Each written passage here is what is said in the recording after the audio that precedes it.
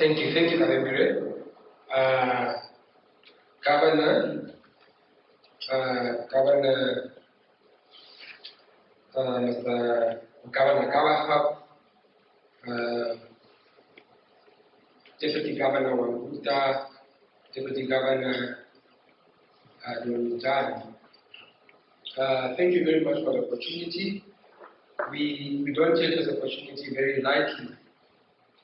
Maybe before I start with my presentation, there was a question from Madam Yapweyo on the Sovereign Fund.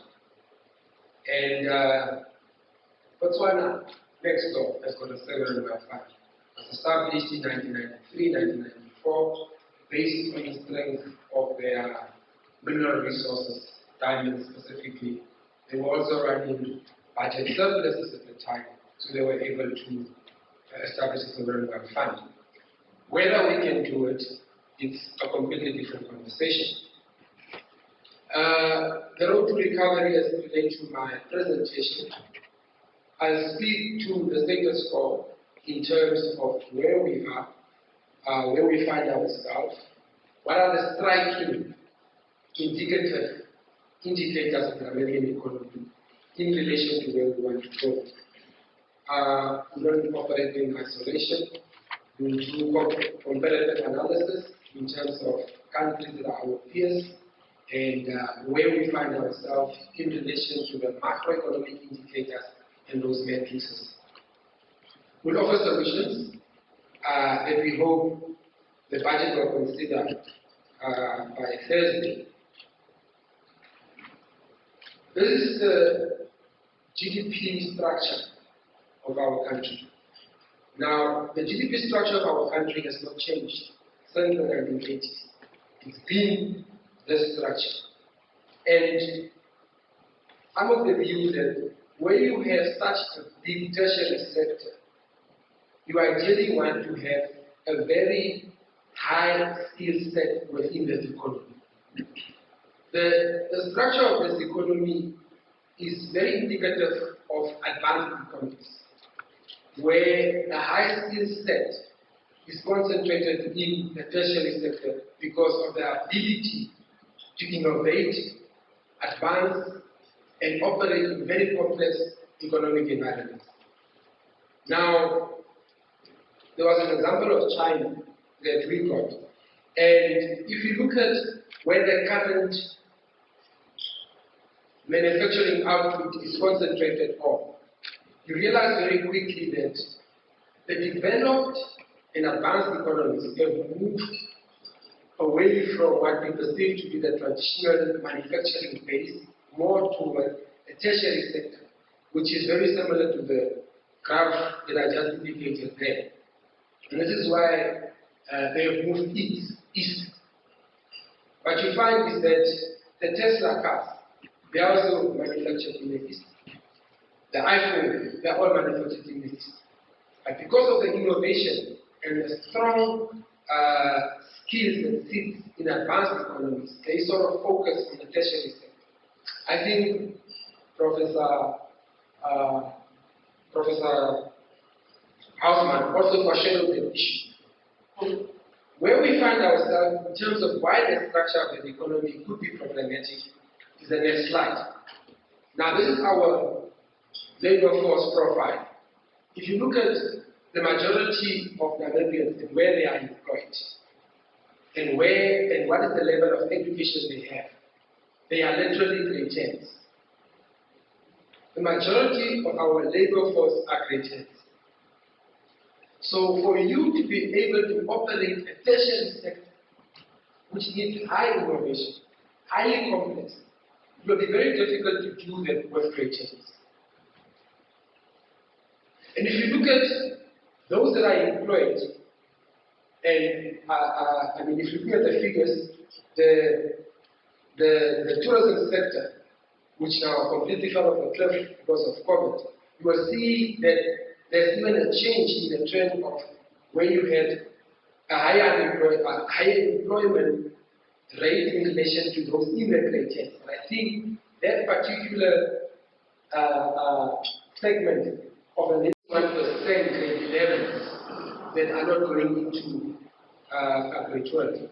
How many of those will continue with schooling? So it's the crisis that we find ourselves in.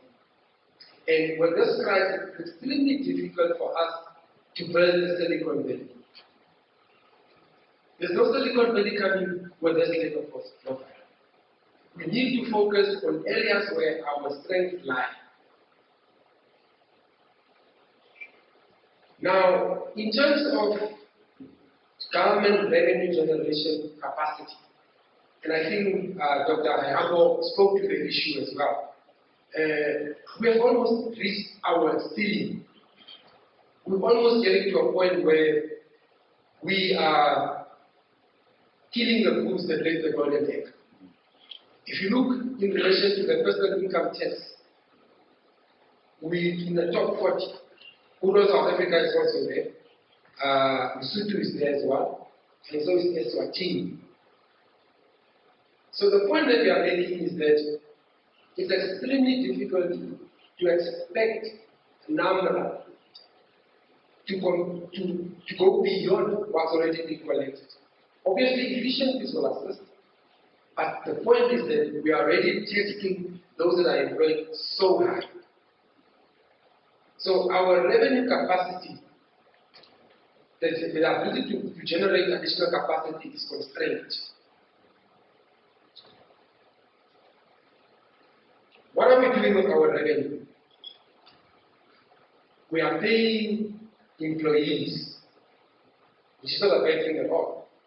We must compensate employees. But in terms of compensation of government employees as a percentage of GDP, we are the highest in the world. And this is a fact. So, what is it that we need to do? Professor Hausman spoke about productivity. Is there a return on the investment on this compensation from government? Are we getting the return on this investment? And this is the next phase of the discussion.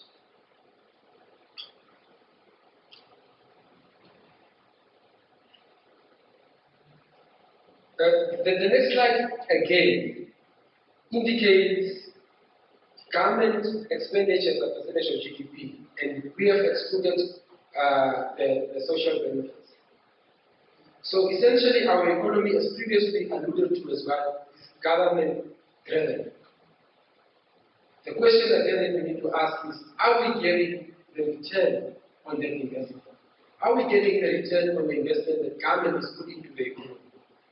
And this is the checks and balances that we need to engage. Because failure to do that will continuously be toiling in circles without addressing the issues.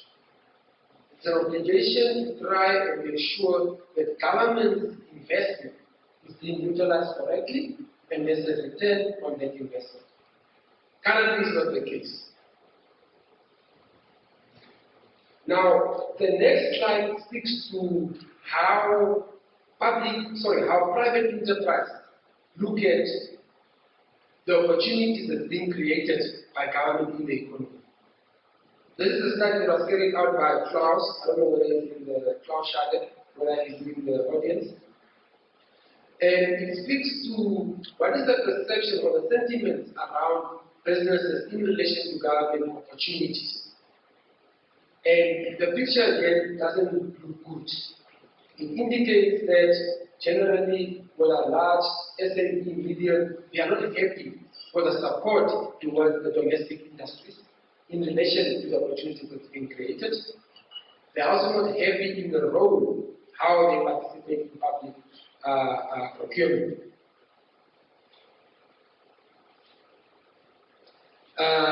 There was an example given in terms of Botswana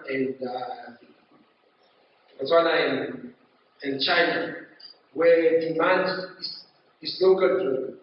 This is exactly why we should focus our energies towards building inward linkages to support our domestic industries with this high government expenditure that's being rolled out. There's also some as including here, in terms of the needed support, whether it's sufficient to assist SMEs in getting ahead and driving the necessary economic recovery we want to see. I think generally the picture is not present because some of the requirements that's required for you to access a loan as a bank is quite stringent.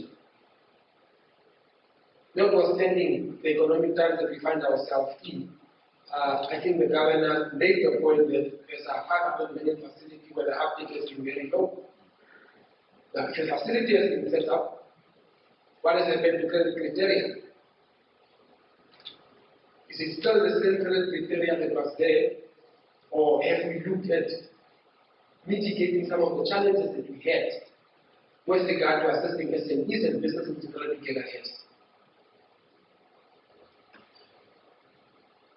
What will this lead to? I think there was a lady that spoke to where's the informal sector. This is what's happening currently. We've got informal settlements mushrooming all around us, precisely because of the lack of opportunities, the job losses, and. An average of 6 informal settlements in the whole country. Put it in context. Majority of you think about 6 China Coopers there is in informal settlement. What will happen to the economy? What will happen to all these lofty plans that we have for the economy? Don't lose me. Remember where we are coming from. Where I said that the structure of our economy, the skill set of the labor force, and the inability to absorb this low skill set in the structure of our economy, which sort of have got this effect. Comparative analysis. I think that Namibia has done very well in terms of the macroeconomic metrics.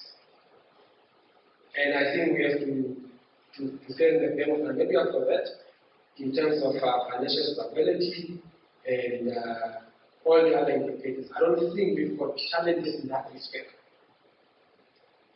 But given the current challenges that we have, do we continue in the same vein, or do we consider thinking outside of the box and bringing solutions that perhaps we have never thought of before, because there was no need for that? I think we've all agreed that there's been no growth problem as such in Namibia. The problem is that it's almost been a jobless growth, or a growth that has taken very few jobs, or that has created very few jobs. The growth problem obviously will not, the growth prosperity will not continue in an economy of 10 people. We need to expand that net. We need to absorb those great 10 that are falling through the cracks into the mainstream economy in one form or the other. So it's not being a growth problem, but the growth will not continue, it's not sustainable in the manner that it is. I think the point has been made that it was on the back of the commodity boom and the expansionary fiscal policy that Ghana deployed. And again, if you compare ourselves to our peers, we've done quite well over the years. In the context of growth, but not in the context of taking our people with as we build this economy. I think the majority of them have fallen by the wayside. And don't forget the structure of the economy. If you look at it, we even outstripped Botswana, Kenya during the early 2000s. We've been falling off the cliff of recent times. Obviously, COVID contributed, but I think from 2017 to 2018, the warning signs have been there. Mauritius, you can see they had a sustained growth. You can see see the knock that they took during COVID. So it's not really been a growth issue, because we have grown over the years. It's been the inability to let this growth translate into jobs. And there's a combination of factors, including the inability to demand the return on government investment. The growth that we enjoyed during TPEC, the growth that we enjoyed during the mass housing, what's up industry to be built? The moment you embark on such a massive capital expenditure like mass housing, there should be someone who wakes up every morning just manufacturing jobs. There should be someone waking up manufacturing window panes. And as part of some of these procurement guidelines, perhaps that should be embedded in some of these initiatives. So the inability to grow sub-industries out of government expenditure means that once the project comes to an end, those that are running the projects, Salomo will have a nice car, nice house, but there's no jobs that's being created to continue. And these are the challenges that we are sitting with. So government investment must get a return. Like I indicated earlier, inflation has been very much stable. I think we have done very well with our inflation rate. It's not a concern in my view, and I don't see it being a concern as well, precisely because it's well anchored in the South African the PEC arrangement, and also the inflation targeting that South Africa employs means that they are always keeping us in check. So I don't think that in terms of our macroeconomic metrics, we have to be overly concerned. Interest rates as well, but the reality is that maybe all of us in the room are impacted by interest rates because we've got one or the other facility with the banks. But the majority, those that are establishing the informal settlements, they're unemployed. How do they draw any sort of relief from a movement in the interest rate? It's unfortunately the reality. So what is it that we need to do? There was a policy, again from Houseman, a policy tracker index of some sort, where you saw New Zealand also performing very well. Now, one of the things that New Zealand did during the crisis, they embarked on an asset purchasing program. Essentially, they bought bonds straight from government. And this is the New Zealand Central Bank. Majority of people in the room will tell me that, yeah, you want to create a Zimbabwe here. Zimbabwe and New Zealand, and others will tell me that we are not New Zealand, but so are we not Zimbabwe. So the thinking is we have to do a bit more, especially given our macroeconomic indicators are pretty stable.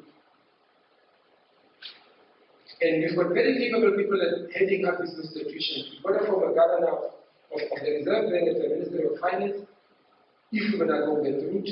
And I don't think that the Act is restricted in terms of that. And Governor Gallagher is well vested and well versed in how we can structure some of these things because of an intervention that's needed immediately. Colleagues, we cannot wait for 10 years. We cannot wait for 5 years. We need solutions now.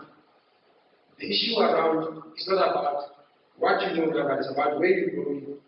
I think it's a crisis. The house is burning down. Again, foreign direct investments, we've done well. Over the years, attracted. It's a good story. We are open for business. Again, with our peers, we have performed relatively well until recent times. Our minerals. So good commodity boom, good for foreign reserves. So yes, foreign direct investment has to go hand in hand with GDP. I agree with it. And you've done pretty well, but we've not been able to address the issues that has kept us there.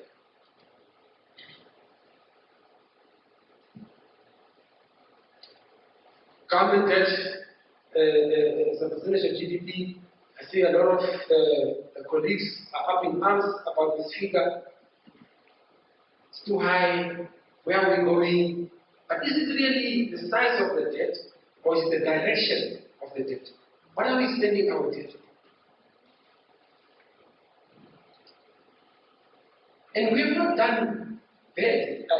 I mean, relatively, in terms of our peers, we're very much on par. You can see the response of Mauritius with COVID again, because of their focus on the tourism industry and how hard they were hit and how they needed to respond. That's why you see the Mauritius surge in their debt levels. Ours were okay over the years. Obviously, at some point, we stepped on the accelerator there, but where did it go? Where did this debt go? And that's the concern that we have. So what is it that we need to do to be able to get us out of this situation? The domestic driven recovery that Madam Dr. Hayamo spoke, the China is impacting. Botswana is basically building a database for the informal settlement. I'm the chairperson of the statistics agency, showing the figures of 2018 for labor force. This is the reality that we have. These are the challenges that we have. So we need to build domestic anchors. Venezuela. Why is Venezuela closed? Why is it not a crisis while Venezuela is closed? Why? Because there's jobs not being created. Venezuela is closed. It's an abattoir. A world-class facility that can export meat is closed. We are exporting live animals. And obviously it's a good, because the prices on the other side is good, so it makes sense. I think we're just telling you that I'm running out of time. So let's open Venezuela. Let's see what jobs we can create there. Another sector for growth. Agriculture. This is where we will absorb the great tens. This is where the great tens will go. If you look at local demand in terms of what we are producing that we're importing, this is where we create the jobs. This is the green schemes in terms of what they are producing. Government investment, where's the return of the government investment? Everyone will tell me that no, perhaps it's best suited that we give this to the private sector. The past 2 years at COVID, I had the misfortune of getting COVID beginning December. Those 2 years, I didn't see a medical doctor. But I was staying a medical aid proper. But a medical catastrophe, what happened? Private sector. So we must have this honest conversation. So it's the return on the investment. We are not even scratching the surface here. Some of the facilities there are completely run down. Accountability is not there. The same way that we were throwing money at problems with Namibia without understanding those bailouts. Where are they going? You can't just bail out. You need to ask, where's the bailout going? Who's being held accountable for the misappropriation there? The same was happening now with the green schemes.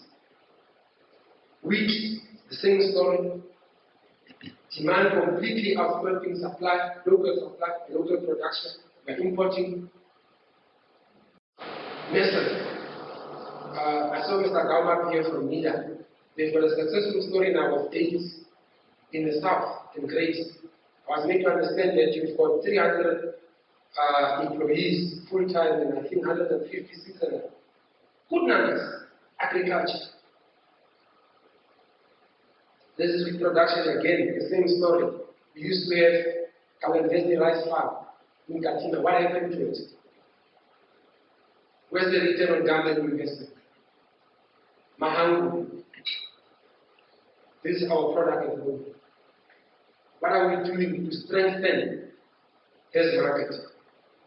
Even prepaid for export, so that we have the necessary efficiencies over time. So what is it that we need to do? You've got the primary sector that you can develop into manufacturing. Once you mix what you see that Mahangu, we have ramped up production now, and once we hit the ceiling, start making bread of Mahangu, start making cans, we export. These are our products, and this is practical solution in the economy. This is what I hope Mr. Ikungu will include in his budget. A plan for that plan, a plan for the green schemes, to make sure that we employ our people. Horticulture, the same story. So Kalembire, to conclude, again here is to say that, look, generally the financial sector has done very well over the years, precisely because of the regulatory framework, but also because of their focus. Remember the compensation as a percentage of GDP, right? The majority of people being employed by government, everyone owns a house. So banks are doing very well. But what we want to see in this graph, we want to see this graph turn into SMEs being funded. So, in terms of the recommendations, the area of focus, immediately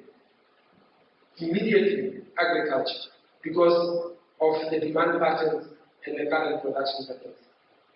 Government investment must have a return. We cannot operate as if we've got all the money in the world. It must have a return. Targeted funding. I think both Dr. Ayabo and Hausman spoke about SMEs. What about SMEs? SMEs must be targeted. Malaysia has done it. Singapore has done it, to say that what percentage of funding goes towards SMEs. If it's not happening, is it the criteria that's prohibitive? Or how do we change that? So, ladies and gentlemen, thank you very much. That's my story.